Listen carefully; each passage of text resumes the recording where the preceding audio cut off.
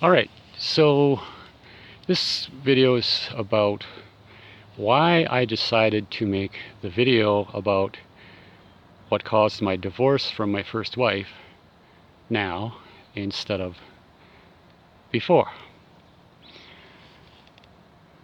Well, the answer is because I watched some YouTube videos and I was reading some tweets on Twitter, called X now, about these women who are pushing back on feminism. These are women who argue against feminism. These women say that a husband is in no way responsible for the wife's happiness.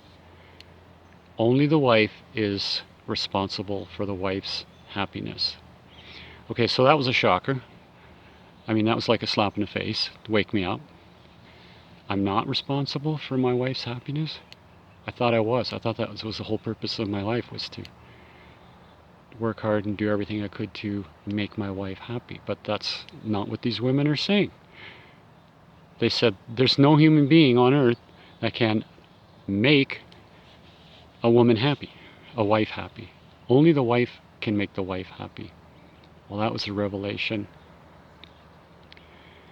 That was the first thing. The second thing is they said that men have value. Now you have to remember, I grew up in the 60s when feminism was all about all men are pigs. That was drilled into our head. And the 70s when all wives should divorce their husbands. And the 80s where white, straight, conservative males are the enemy and are responsible for everything wrong in the world. So I was raised that way, that I have no value. And I saw these women, and these are popular women, they've got a lot of followers, and they're saying that men have value intrinsically.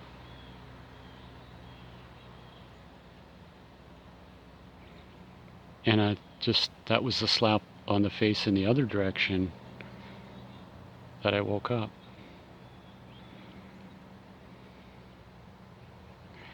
So then I thought back, is there anything I could have done to prevent my first wife from leaving? And according to this new doctrine that I just learned, no. Because as soon as I met all these requirements, I looked back and I did try to do everything I could. Besides bankrupting us and having us kicked out of our apartment or our condo. I did everything I could. And these women are saying that the wife will just up the ante. Once you check all the boxes of the first list, well, guess what? Wife wants more now. So the demands just keep going up and up and up. And these women are saying that this is what is causing the low birth rates and the low marriage rates, is men do not want to invest.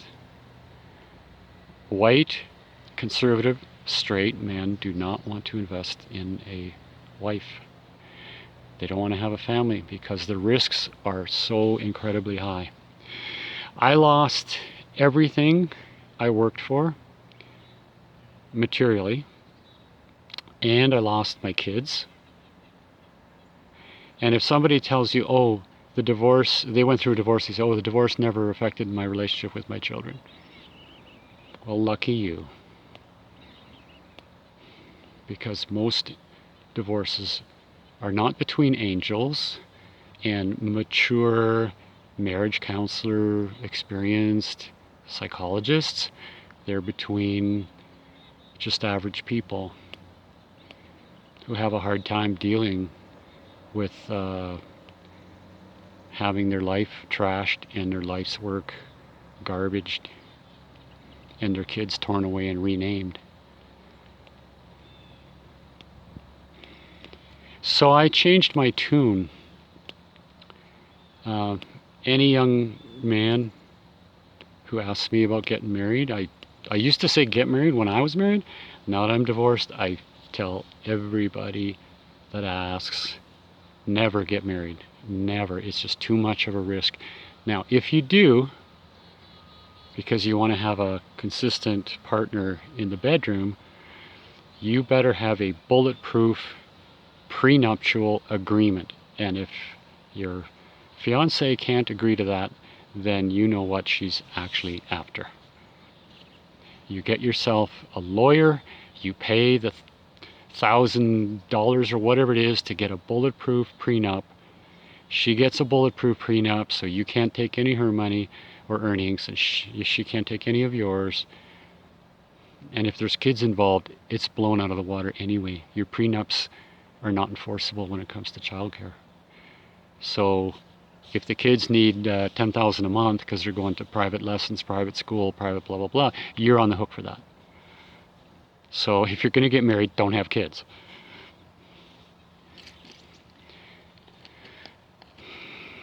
The original feminism from the 1920s, the women's suffragette movement, was so that women could vote. And men could get on board with that. They said, okay, why not? You're a contributing member of society.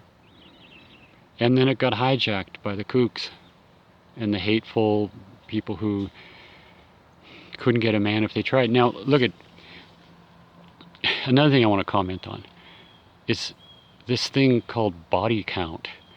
These women are telling each other and bragging about their body count. Whoever has the highest body count sees themselves as the most desirable. Now, remember this, statistics can be made to say whatever you want. I look at a body count and I see the number of men that thinks you're a body fluid rag. That's the number of men who don't want you to form a relationship with you. They want you for one night and then they're gone.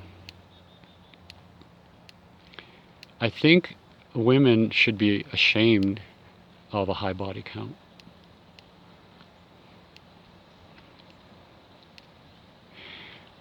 I've had intimate relations with two women in my life. One was my first wife, and the second was my second wife. Not at the same time.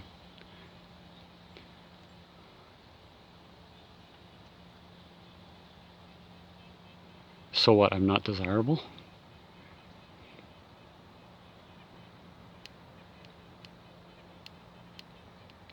I think the more people that you're exposed to in the bedroom makes it harder to have a relationship later. But I'm not going to tell you what to do. You do whatever you want. I mean, I believe in individual liberty. I'm not saying, hey, let's stop people from having high body counts. It's not my business to say that.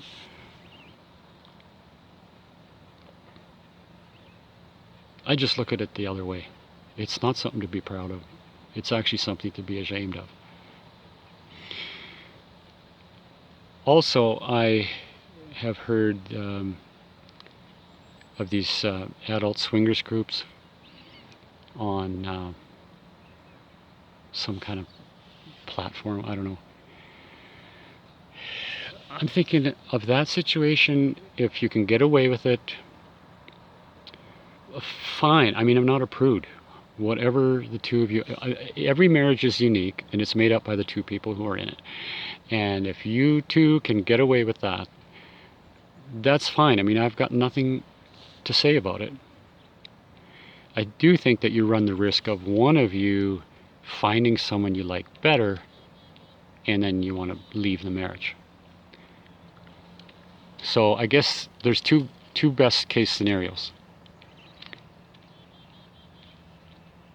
You each carry on with the arrangement and you never meet someone better than your spouse. That's number one. Or number two, you both meet someone you like better than your spouse at the same time. That's the key, at the same time. You both want to break up your marriage and it happens at the same time, and so then it's more amicable because each of you can understand the other's predicament. But I just wanted people to know that I have no, I'm not a religious person. I don't have a religious objection to it. I think it is wrong, though, that if one spouse is cheating behind the other person's back, that's pretty hurtful, I think. But if the one who's going to cheat lets the other person know, they have what's called an open marriage now, right? There's every marriage is different. So whatever the two people in the marriage agree to, then nobody has anything to say.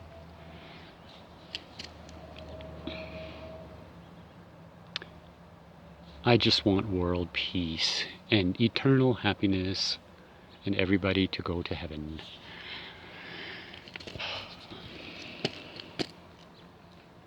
It's a beautiful day in October in Edmonton. Hope you're getting out to enjoy it. Anyway, that's it for now.